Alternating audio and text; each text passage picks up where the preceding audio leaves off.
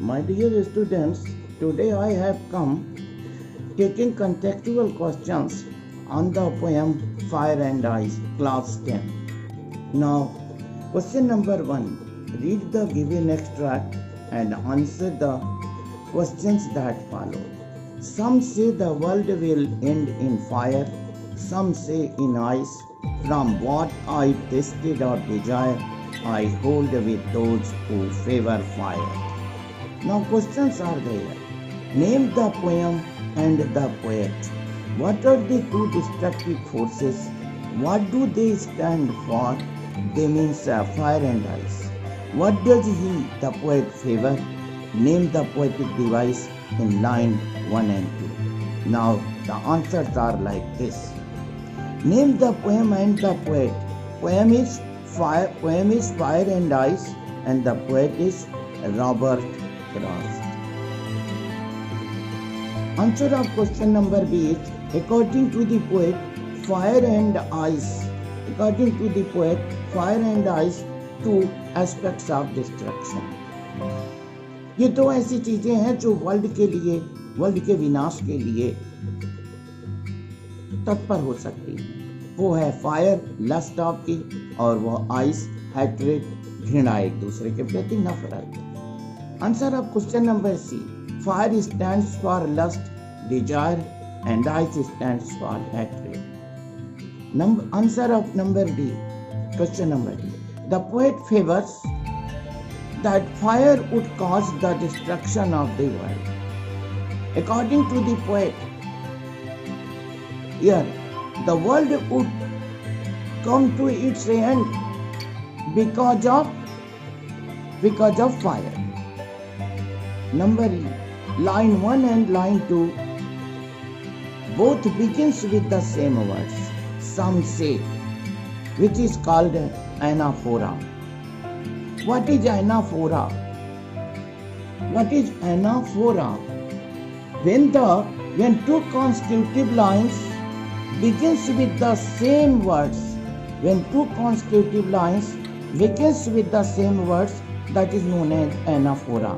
Line 1 and 2 begins with the same words, some say, so that's why it is anaphora. Again, some say and some say. What sound is prominent?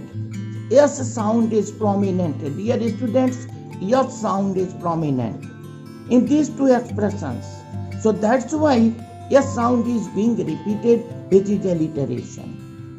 Now the answer of question number 1 is finished. Now question number 2. Read the extract given below and answer the questions that follows.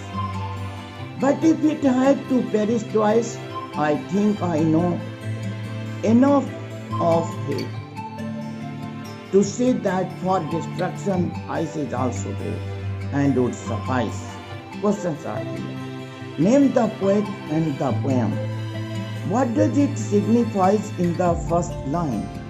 Tell the rhyming scheme of this stanza, not of the whole poem. It is rhyming scheme of the given stanza. Tell the poetic device in lines 3, 4 and 5 in the given stanza. How is ice sufficient for destruction? Give the opposite of destruction. Now answer of these questions. Answer of question number 1 is poet is Robert Frost and the poem is Fire and Ice. Answer of question number 2. In the first line it signifies the world. Number 3. Answer 3. The rhyming scheme of the given extract is A, B, B. I am telling you the rhyming scheme of the given stanza, not of the whole poem. Number 4. The poetic device in lines 3, 4 and 5 is enjambment. What is enjambment? The same sentence is running in 2 or more lines, consecutive lines, without any punctuation mark, which is called enjambment. Now you say, line number 3, 4 and 5, there is enjambment. Ice, answer of question number 5. Ice signifies hatred, which is enough for the destruction of the world. And the answer of question number 6 is creation construction. Right? Now, dear students, please note it down in your copy.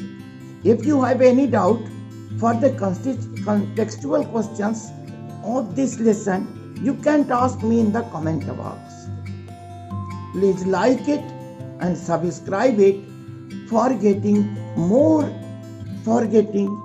informative videos. Jai Hind, Jai Bharat.